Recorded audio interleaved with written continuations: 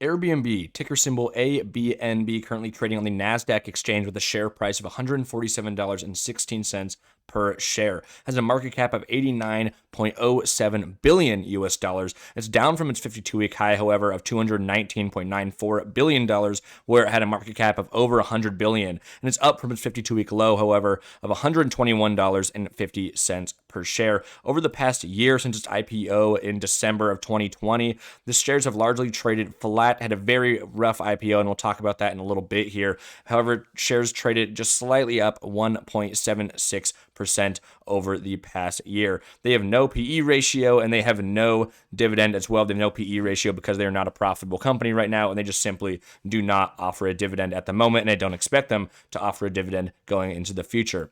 Hello, everybody. This is StockerFinance, and I'm your host, David Scheuer. Today, we're going to be asking the question, are we bullish on Airbnb? And I put a fat question mark at the end of that because this company is simply really interesting. However, this is the Airbnb stock analysis. You can follow me on twitter.com/StockerFinance for more information. And there's going to be a once per month newsletter, and the link for that will be in the description below. Now, first off, before we dive into some of the fundamentals, the finances, and also other economic factors to make a decision on what we think the intrinsic value of this company is into the future, we need to talk about the history of Airbnb, as it adds a lot of context to this company's situation. So Airbnb started out in 2007 when roommates Brian Chesky, and I'm just going to go ahead and put a disclaimer here. I'm definitely going to pronounce almost all of their last names wrong. Well, so Brian Chesky and Joe Gebbia started Air, Bed, and Breakfast, and you can kind of see where the name Airbnb came from there, is Air, Bed, and Breakfast, Airbnb. And they started that in a living room floor on their San Francisco apartment. Now, in 2008, Nathan Blazark, I'm pronouncing his last name pretty badly there, my bad. He joined the team, and also Air, Bed, and Breakfast, thank God they changed their name to Airbnb, was launched. Now, Airbnb is primarily an online accommodation rental marketplace, which enables hosts to rent out their properties for rooms or, to guests. And it also expanded to offer a thing called experiences, and the company describes that as unique activities we can do together led by a world of hosts. Now, in 2011, the company started an overseas expansion, opening its first international office in Hamburg, Germany. And although the company began as a privately owned business, it actually went public, as I stated earlier, in December of 2020. Now, Airbnb does not actually own any of the properties it offers for rent on its website, but rather it generates revenue through fees and services, or fees and service fees to hosts and the guests. Now, in 2019, Airbnb was valued at $35 billion. Today, it's valued at $89.07 billion. It's experienced incredible growth over the past few years, but the coronavirus has really stagnated that growth and caused significant issues for this company. And for so many issues going on, Airbnb decided to go public in a rather, I guess you could almost say, controversial move. However, it did see lots of benefits from that, as well as it received lots of criticism on whether this company is overvalued or not. So it had a staggering public debut, and even by the reality-defying standards of Silicon Valley, 11 months earlier, the company realized it was facing serious trouble. And mainly in China, where Airbnb has a sizable beachhead, they're starting to notice bookings drop, and of course we know that it was corresponding with the coronavirus, and that's the quote from their founder, or one of their co-founders. Now, as the virus ripped across the entire globe, reservations plunged 72% in April, from about 31 million the year before. After a decade of significant growth, it was like nothing they had ever seen, and a company dropping by 80% in 8 weeks is like a car driving 100 miles an hour and then hitting the brakes. There's no safe way to do that. Things are going to break, and that's another quote from their co-founder. So in the second week of March, we saw the whole stock market plummet as major cities went into a complete shutdown and lockdown, not just in the United States, but around the entire globe. Economies were completely stopped, and that meant travel stopped, and that meant people were not booking Airbnbs since people were not traveling. People became unemployed, which means they didn't have any money to travel, which means they didn't have money to book Airbnbs. And it's not just Airbnb being affected, the entire entertainment and travel industry and hospitality industry was affected. Now, Airbnb was forced to become a leaner and more focused business after this happened. In a May 5th memo, Chesky explained to employees that Airbnb would pause its efforts in transportation services and Airbnb Studios, its in-house film division. I think that was actually an excellent decision by them. They need to cut their business down and focus in on just their core business in order to save money and cut costs throughout their business. They're going a little too wide. It actually felt like Airbnb was kind of pulling an Uber and going in so many different directions with their business without actually having a solid and sustainable net income coming in. Their net income has been very volatile over the past few quarters, and we're going to go ahead and take a look at that when we dive into its finances in a second here. Now, they scaled back efforts to list traditional hotels on the platform as well. They had bolstered that by its 2019 acquisition of Hotel Tonight, and it deprioritized Lux, a white glove offering for the global elite. Now, the crisis, Chesky's told staff, had sharpened Airbnb's determination to get back to the roots of her hosting, to quote him, and perfect its core product, the individual hosting, and I guess you could almost say, temporary renting of different places. So, yeah, they were forced to do lots of layoffs, make huge, major changes to their company, especially with going public at all as well. That all led to massive changes with this company. And what we're trying to figure out today is whether this company has more room to grow, whether it can fully recover going into the future, and especially the profitability situation for this company. But before we dive into the fundamentals and finances of Airbnb, which we'll do next here, let's talk about the industry as a whole. So more than 700,000 hotel rooms remain temporarily closed globally. On top of that, we have major cities such as Washington, D.C. and New York City all closing hotels, or not closing hotels themselves, but hotels closing within those cities. Some of these hotels include Times Square Edition, the Hilton Westchester, West New York downtown, Hilton Hotel Times Square, Courtyard by Marriott, and Herald Square, aka Wall Street, and the Roosevelt Hotel. Major hotels. In fact, in New York, 20% of the state's total supply, about 250,000 rooms, could close permanently. And although they have received aid from Congress in the $900 billion stimulus deal, which was passed in late December, it's still a lot of these hotels have been forced to cut costs to compete with Airbnb, as well as other platforms and other businesses and other hotels, in order to attract stayers and vacationers to rent out their hotel rooms. It's the industry is hurting. However, this closure of hotel rooms actually benefits Airbnb. So this is actually one of my most bullish standpoints from Airbnb, and if I was going to make a bullish thesis for Airbnb, this would be it. Is that, listen, you have tons of hotels closing right now. That's giving Airbnb, if they can survive through this whole thing, which it seems like they're definitely going to be able to, especially with the massive cash on hand they have now after going public, and as well as just cutting down on lots of their staff and their platform and, different segments of their business. Well, this massive closure of hotels is going to lead Airbnb to have much more business. It's going to drive a lot more people to Airbnb, since Airbnb will now have less competition. And I actually expect more hotels to continue to close down just from bad financial situations and just from not being able to, survive the ripple effects of the entire COVID lockdown, even if the state that they're operating in or the country that they're operating in is back open. So we have some more statistics here. Analysts discuss rising hotel occupancy in North America, as well as a resurgence in leisure travel demand and early signs that some business travel demand is coming back. And I think we've seen that pretty much around the globe here, especially in the United States. Tons of vaccines have been given out. People are getting back on their feet. They're going back to work. Although the unemployment rate is growing slower, or is declining slower than what we would have liked to see, and what I think what a lot of people expected. People are still starting to get back to work, especially in the restaurant industry, especially in some of the leisure industries and hospitality industries as well. So the industry as a whole is recovering, and that's good news for Airbnb, especially with the closure of its competition, but the industry is remaining well. Now let's go ahead and dive into the fundamentals and the finances of this business. I'm using hypercharts.co here. It's a really great website. Definitely check it out. First off, let's look at nights and experiences booked. So we can see that nights and experiences booked declined quarter over quarter from Q4 2020 to Q3 2020. And I'm not going to talk about this too much right now, because what I really want to see is what's going to happen this quarter. They actually report earnings, their quarterly earnings. I believe it is Wednesday of this week, so the 13th, Wednesday or Thursday of this week. Disney actually reports its earnings at the same time, and so it'll be interesting to see what Disney has to say about its parks reopening and all that situation, because that'll go along with Airbnb in terms of the overall economy opening up and how that's affecting their company. So yes, nights and experiences booked declined quarter over quarter from Q3 2020, but from Q2 2020, nights and experiences booked actually increased pretty dramatically, but it's down from Q1 2020 just slightly, or not slightly, I guess they were around 60 million. It declined to about 46.3 million. And I expect this quarter to actually be a slight decline as well from Q4 2020, or about even with it, but it'll be really interesting to see what happens there, and that'll definitely change my entire opinion on Airbnb as a company. If nights and experiences booked are continuing to recover and their guidance remains very positive, that's going to give me a much more bullish outlook for this company than if the opposite is true. Now let's look at revenue and operating income. Operating income plummeted to negative $3.1 billion with a positive gross profit, though, and positive revenue as well of nearly $1 billion.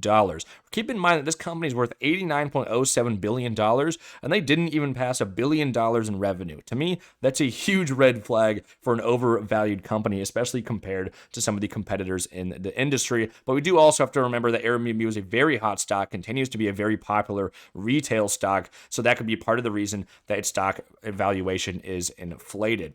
However, its net income is also down to negative $3.8 billion, a huge decline from the previous quarter, where it had a positive net income of about $250 million. But there is a reasoning for this. So the Q4 2020 net income was impacted by charges related to their IPO. In fact, they actually had a stock-based compensation, a non-cash stock-based compensation expense of $2.8 billion, which they recognized in the last quarter. So if you subtract, $2.8 billion from the $3.8 billion in negative net income, it makes you feel a little better about their financial situation, but it still is very worrying. There's still, it's still a net income of around, negative $1 billion for a company who's worth $89 billion. To be losing $1 billion that quarter is very worrying. But again, what I'm really looking for is the guidance going in to the future quarters. It'll be interesting what they have to say in the upcoming earnings report.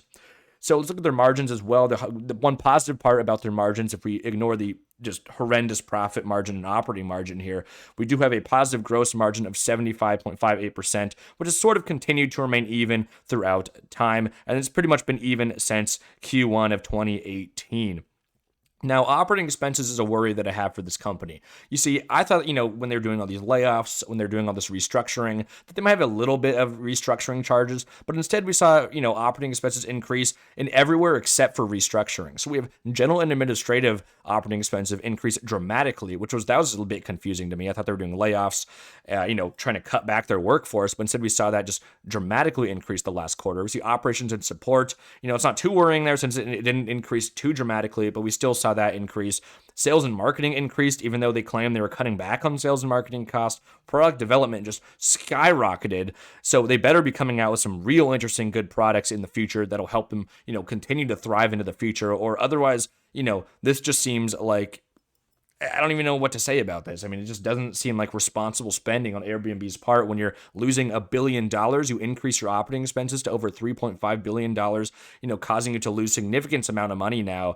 They need to cut back their operating expenses going into the future. Maybe this is just a one-quarter thing, and it's just kind of an odd thing out. Maybe they have a really good reasoning for this, but it's going to be interesting, and more importantly, what's going to happen in the future. If their operating expenses continue to increase, that's going to be a huge red flag for me, especially as a potential investor in this company. Now let's look at their growth here. Revenue declined 22% year over year. Not too worrying, especially with what they had to deal with in terms of the coronavirus. I expected revenue to actually decline significantly more than that year over year. So I'm not too worried about that. I actually almost see that as a positive, even though it's negative 22% revenue growth year over year for the whole COVID situation, for basically their entire business being completely shut down. That's not the worst it could have happened. I would have expected revenue growth to be worse than 50%. Now let's go ahead and look at their consolidated balance sheet here. And you see that they are in a pretty healthy financial position regarding their balance sheet. And this is a huge, which is one of the best points of this analysis here, is that they have, around $5.4 billion cash on hand. That's a significant increase from 2019, largely attributed to their IPO debut, with total assets of $10.4 billion. If we subtract total liabilities from that, it's giving them a total stockholders' equity of positive $2.9 billion, putting them in a fairly healthy financial situation, especially compared to that of 2019, where they actually had a stockholders deficit of $807 million. Now let's go ahead and touch on economic and political factors, which largely affect Airbnb's business. The first thing we need to look at is unemployment rate. Now, why am I looking at the unemployment rate? The reason I'm looking at this is because the unemployment rate, if it's increasing or if the unemployment's extremely high, that means people have less money, people aren't working, that means they're not going to be able to travel, and that means they're not going to be able to stay and book Airbnbs. Now, the unemployment rate has been declining for the past few quarters, especially since April of 2020, when it was at an incredibly high rate, just in a super alarming rate. I think no one expected it to go that high. No one expected most of this happen. And I mean, 2020 was such an enigma of a year. I don't think people saw anything coming that year like this. But the unemployment rate shot up super high to around 15% in April 2020. It's now down to around 6.1%. However, over the past couple quarters, we've seen very little changes, and that's slightly concerning because a lot of us and a lot of analysts expected the unemployment rate to rapidly decline and go back to very healthy levels, but we're not really seeing that. In fact, the major working groups' unemployment rates for adult men, adult women, teenagers, whites, blacks, Asians, and Hispanics showed little or no change in April. On top of that, if we look at, among the unemployed, the number of persons on temporary layoff at 2.1 million also changed little. And if we go ahead and look at the jobless or people jobless less than 5 weeks, that increased by 237,000 to 2.4 million. And the person of jobless 15 to 26 weeks, the people who are jobless for a very long time, it's actually declined. So that's a good sign. But again, we're just seeing a lot of slightly unchanged numbers in the labor participation rate and in just a lot of, the shorter jobless claims. So that is a big concern of me, is that the unemployment rate is not declining as fast as I would like it, especially for, Airbnb, which relies so much on people being able to go vacation, have the money, and have, just extra cash to go do what they want, go take a trip and book an Airbnb for a weekend or something. If that's not going to be able to happen, then their business is going to suffer, especially if their operating expenses have increased so dramatically. Now let's go ahead and take a look at the mandates here. And then we're just looking at the United States right now. I know Airbnb is an international company or a global company, but if we just look at nationally here in the United States, most states are open, and that's very positive for Airbnb. In fact, lots of them as well have plans to open June or later, and a few are opening this month, with some of them who just have no criteria yet, and most of those that have no criteria are basically open as well, or going back to semi-levels, except for maybe, Colorado, New York is definitely not one of them, Washington's not one of them, and Colorado as well are still in bad situations. Hawaii is also suffering a little bit. But Kentucky and Wyoming and Maine aren't in horrible situations there. Now let's look at the mask mandates as well, just to give us some further data. I see mandatory indoors. Pretty similar chart here. The only difference is you have Nevada, and that's mainly just due to Las Vegas, the high concentration of people there. But yeah, it's looking better for Airbnb. States are opening up. That means people are going to be able to start traveling, but I want to see the unemployment rate continue to decline before I really become super bullish on this company, especially with the company who's it has such a high valuation for what's going on. I mean, just to give a summary here, its market cap is $89.07 billion. And yes, it's down 16.6% this month, but this company made, it still lost, even without that kind of random stock expense there. It still lost close to $1 billion last quarter. On top of that, even with if we take its cash on hand of around $5 billion, that does not justify a $90 billion market cap. Now, what might justify it if they're very positive during their earnings report this week about the future. If they say, listen, we expect profitability for the next year, and we expect continued growth after that. Yes, our operating expenses increased last quarter, but we're continuing to cut back our operating expenses as revenue continues to increase. Remember that they didn't even hit $1 billion in revenue, and they have an $89.07 billion market cap, which, if you compare that to in the industry and its competitors, is ridiculously high. I mean, we potentially have around a 40% decline in price just based off such a high market cap. That could put its share price around $90 if we're going to go ahead and take a more bearish look at this company or a more bearish view of this company. However, I don't think that might happen. I mean, if I'm going to give a full summary of what I think about this company right now, I would say I'm neutral. The reason I am neutral on this company is because if they have great guidance this next quarter, and they're looking very positive in the future, which we are seeing, the unemployment rate slightly decrease, although it's not too quick right now, which I said is slightly worrying. But we also see states start to rapidly reopen, and we are seeing the entire hospitality industry and restaurant industry start to rehire as well, which is a great sign for the overall economy. Then I might be more bullish on Airbnb, especially with positive guidance and just great news moving forward. And just, they have a really positive quarterly report. If this quarterly report remains very negative, then I'm going to have to take a more bearish stance on this company. So to answer the question at the very beginning of this video, bullish on Airbnb, my stance is no. I am not phenomenally bullish on this company. The valuation is just so outstandingly high for its current financial and the current overall economic situation for this company and this entire industry. It is losing competition, which is great. And I guess you could say the coronavirus situation is looking better going into the future with tons of states reopening.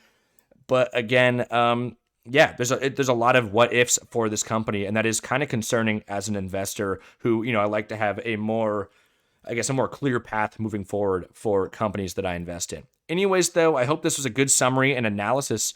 I hope you enjoyed this video. I know I was rambling on a little bit here at the end. Thanks for watching. Please subscribe. Give your opinion of Airbnb and what you think about this company going forward in the comments below, or tweet at me at twitter.com/StockerFinance. Please subscribe. It helps me out a lot. Check out these videos as well as the once per month newsletter. I have a link for that on the pinned comment below. Anyways, guys, this is StockerFinance, and I'll see you in the next video. Peace out.